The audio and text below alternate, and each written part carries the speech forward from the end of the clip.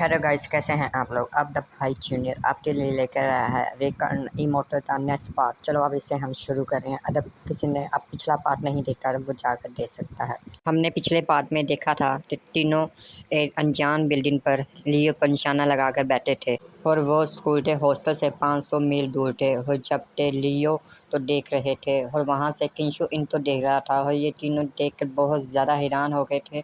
अब आगे हम यहाँ से शुरू करते हैं। हमें इस लड़के के दोस्त से जो इसका क्लास फेलो है उससे बहुत ज़्यादा होशियार रहना पड़ेगा। ऐसे लग रहा था जैसे वो बहुत ज़्यादा खतरनाक है। अब हम चाइना में हैं, यहाँ कुछ भी नामुमकिन नहीं है। वो हमें रात तो कैसे देख सकता है, वो हमसे 500 मील दूर भी है और हमें किसी हालत में नहीं देख सकता। लगता है तुम्हारा दिमाग फाकर हुआ, तुम्हें वहम हुआ है, ये सिर्फ आम लोग हैं। उसने बस अचानक ही इस तरफ देखा होगा। चलो अब छोड़ो, कोई बात नहीं। लेकिन अगर हम 40 का बदला लेना चाहते हैं तो हम इसको छोड़ नहीं सकते। अपनी चीजें मुझसे दूर रखो। और साथ ही वो लियो की तस्वीर को चाकू मारता है और उसे देर साथ जलाने लग जाता है। लियो की तस्वीर तो जलाकर नीचे फेंक देता है और कहता है चलो अब यहाँ से चलते हैं। येलो बल्लों वाला बंदा सोच रहा होता है नहीं, ये मेरा वहम नहीं हो सकता। वो वाकई ही मेरी तरफ देख रहा था। अरे भाई क्या हो गया, चलो यहाँ से चलते हैं। पिंशु कहता है तो मुझे बाहर जाना होगा। लियो आप तो सोने से पहले इन सब को खत्म करना होगा। किंशु दरवाजा खोलते बड़ी स्पीड से बाहर की तरफ भागता है। किंशु कहता है लानत है, वो मुझसे बहुत दूर हैं। अगर मेरे पास ये ग्रेट पावर ना होती तो इनको मैं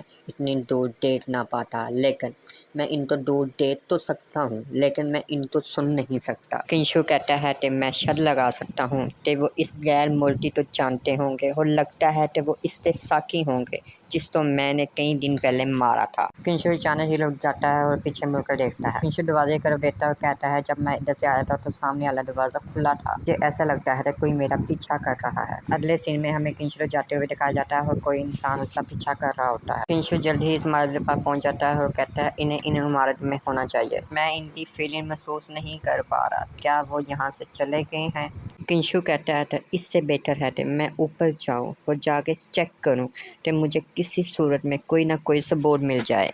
किंशु का जो बंदा पीछा कर रहा था वो कहता है ये तो सुपरमैन है, इतनी फास्ट कौन दौड़ सकता है। किंशु तो हमें बिल्डिंग के तौर पर आते हुए दिखाया जाता है। किंशु कहता है यहाँ कहीं से मुझे ना जलने की कोई बू आ रही है और साथ ही हमें लीटी जली हुई तस्वीर दिखाई जाती है। किंशु कहता है ये तो हमारी यूनिफॉर्म की बाकियात हैं, ऐसा लगता है कि कोई शायद हलचल मचाना चाहता है। किंशु लीटी तस्वीर तो उठा के बड़े गौर से देख रहा होता है और साथ ही किंशु तो यहाँ किसी के पैरों के निशान मिलते हैं। इसको अच्छी तरह चेक करते ये कहता है कि ये तो सिर्फ मिट्टी है। साथ ही किसी के आने की आवाज़ किंशु तो सुनाई देती है और ये बंदा दरवाजे के पास ही छुप जाता है। अरे भाई मैं वहाँ पर आऊँ या आप आ जाइए, मेरे पास आपके साथ छुपाने के लिए खेलने का वक्त नहीं है। आप वाकई बहुत अच्छे हैं, मैं आप तो चेक करना चाहता था कि आप कैसे हैं। आप मेरे मास्टर का शेड्यूल बन जाइए। और मैं स्पेशल स्कोर में ज़रा शामिल था इसलिए मैं आपसे पहले मिल ना सका, लेकिन आपकी स्किल बहुत अच्छी है और आपने मुझे फ़ौरन ही नोटिस कर लिया। मेरा नाम गोंडलोन है और मैं अपने मास्टर का सबसे भरोसेमंद आदमी हूँ। अब मैं जानता हूँ कि उसने मुझे आसानी से क्यों जीतने दिया, वो इस तो जाने नहीं देगा। कहीं पर ज़रा ख्याल जाओ, ज़रा असली मुद्दे पर आओगे कि तुम यहाँ पर कर क्या रहे हो। क्या तुम शुरू से ही मेरा पीछा कर रहे हो। चलो ठीक है मैं बताता हूँ आपको। मेरे मास्टर जनमैन जजीरे में एक जुए की वजह से परेशानी में मुबतला है। मेरे मास्टर ने कहा था वाहद आप एक ऐसे शख्स हैं जो मेरी मदद कर सकते हैं। बरकराम मेरे साथ फौरी तौर पर जनमैन एलन में शरीफ लाएं। अब मुझे कुछ अहम काम करना है। इसके अलावा मैं कॉलेज में दाखिले का इम्तिहान देने जा रहा हूँ। मेरे उस्ताद और हेड मास्टर मुझे छोड़ने के लिए रजामंद नहीं होंगे। मैं इतना मसरूफ़ हूँ कि मैं अभी आपके साथ नहीं जा सकता। ठीक है, बिल्कुल ठीक है, मैं आपकी बात समझ गया। हम वहाँ एक हफ्ते बाद पहुँचेंगे और मैं आपके लिए आपके उस्ताद से बात कर लूँगा। प्लीज़ मेहरबानी कर से हमारा साथ दें मिस्टर किंशु। किंशु कहते हैं जजीरे में जो तुम्हारे मास्टर जुआ खेल रहे हैं, अगर मैं उनका साथ देता हूँ तो उस पैसों में से आधा हिस्सा मेरा होगा। किंशु इसे कहता है तो जब सब कुछ ठीक हो जाएगा तो तुम मेरे पास आ जाना, फिर हम वहाँ पर चलेंगे। चलो सही है किंशु, मैं आपकी बात समझ गया। चलो फिर मैं यहाँ से चलता हूँ, ओके बाय। लेकिन मेरे बाद दोबारा ट्राई ना करना वरना आप तो मालूम हो जाए तो क्या हो सकता है। ये किंशु की बात सुनते हैरान हो जाता है और कहता है मुझे इससे थोड़ा सा केयरफुल रहना पड़ेगा। इस सीन में हमें लीडा हाउस दिखाया जाता है और ली अपनी मॉम से कहता है मॉम मैं जा रहा हूँ। बेटा आपके बाद घर वापस आने में बहुत मसरूफ़ है और जब वो आते हैं तो आप नहीं होते और जब वो घर वापस आएंगे तो आप हर बार बाहर निकल जाते हैं। नहीं मॉम मुझे स्कूल वापस जाने की ज़रूरत है क्योंकि मेरा दोस्त मुझसे पढ़ा रहा है। अच्छा मॉम मैं स्कूल जा रहा हूँ। लीडी माँ लीडो कहती है जब आप फ्री हो जाएंगे तो आप अपने दोस्त के साथ घर वापस आ जाइए। लीडी माँ कहती है कि ये बहुत पहले वीक था लेकिन मुझे बहुत खुशी है कि अब इसने पढ़ना शुरू कर दिया है, इसका दोस्त इसको पढ़ाने में मदद कर रहा है। तीनों में से एक गुंडा लीडी माँ से कहता है क्या आप मिस योहान हैं? लीडी माँ पीछे मुड़कर हैरत से देखती है कि आप कौन हैं? लीडी माँ उसकी बंदूक देखकर डर जाती है। गुंडा कहता है आप मेरे साथ चले, मेरे बंदूक की आंखें थोड़ी सी छोटी हैं, कहीं ऐसा ना हो तो इससे गोली निकल जाए। हमें सुनसान रास्ते में एक बन फैक्ट्री का सीन दिखाया जाता है। लीडी माँ कहती है मुझे छोड़ो, मुझे जाने दो यहाँ से। लीडी माँ के हाथ बांधकर इसको यहाँ पर फेंक देते हैं। साथ ही गुंडा कहता है तुम्हारे मुंह से आवाज ना आए, खामोश हो जाओ, ऐसे ही तुम फजूल में शोर मचाने लगी हुई हो, यहाँ पर तुम्हें बचाने के लिए कोई भी नहीं आएगा। चलो आप चुप हो जाओ, कहीं ऐसा नहीं चाहते तो मैं तुम्हारा चेहरा खराब कर दूं। खामोश रहना, मुझे मुंह से आवाज़ ना आए तुम्हारे और मुझे बाहर जाकर देखने तो इस टाइम कौन आया है। हमें इसको दरवाजे की तरफ जाते हुए दिखाया जाता है। जैसे ही वो दरवाज़ा खोलता है तो अपने ही साथियों को आगे पाता है। वो कहता है तुम यहाँ पर क्या कर रहे हो? तुम लोगों ने कहा था कि मुझे आने में टाइम लगे लेकिन तुम तो बहुत जल्दी यहाँ पहुँच गए। काले बालों वाला बंदा कहता है मुझे ऐसा क्यों लग रहा था जैसे यहाँ पर कुछ गलत हुआ है।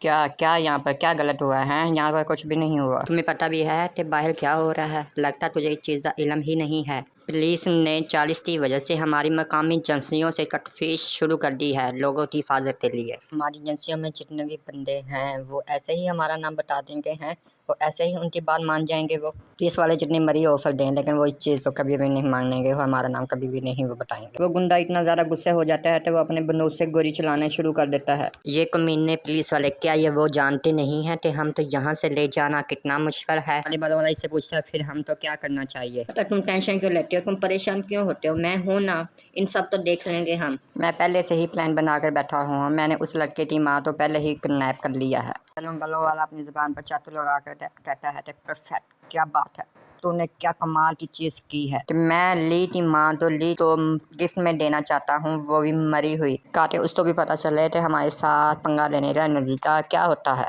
वैसे भी मेरा यकीन करो मैं एक नाई नरम मिजाज का हूँ। ली अपना फ़ोन करता है और कहता है फादर खैरियत है, आपने मुझे इस टाइम फ़ोन किया, क्या कोई मसला हो गया है?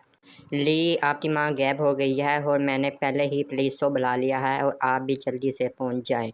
ली कहता है फादर मैं जल्दी वहाँ पर पहुँचता हूँ। सभी इसकी बात सुनते बहुत ज़्यादा हैरान हो जाता है और कहता है ये अचानक क्या हो गया। ली बहुत ज़्यादा परेशान हो जाता है और बड़ी स्पीड से स्कूल से बाहर निकलता है और घर की तरफ भागता है। पिंशु कहता है इसकी माँ कैसे अचानक ही गायब हो गई, क्या ये इसकी वजह से है? किंशु कहते हैं कि वो तीनों आदमी तो शायद पता चल गया था कि हमारे साथी को किसने गिरफ्तार करवाया था और मुझे तो लगता है कि ली की माँ का गैप होना भी इनमें इन तीनों का हाथ है। किंशु कहता है रुको एक मिनट, मैंने इस इमारत के ऊपरी हिस्से पर जो सूरज मिट्टी देखी थी इससे तो चिकनी मिट्टी के बर्तन बनाने के लिए इस्तेमाल किया जाता है। किंशु अपने मोबाइल निकालता है और फैसली की लोकेशन ढूंढने लग जाता है। किंशु कहता है कि इसको यहीं कहीं होना चाहिए, मुझे जल्दी करनी होगी इससे पहले कोई बड़ा हादसा हो जाए।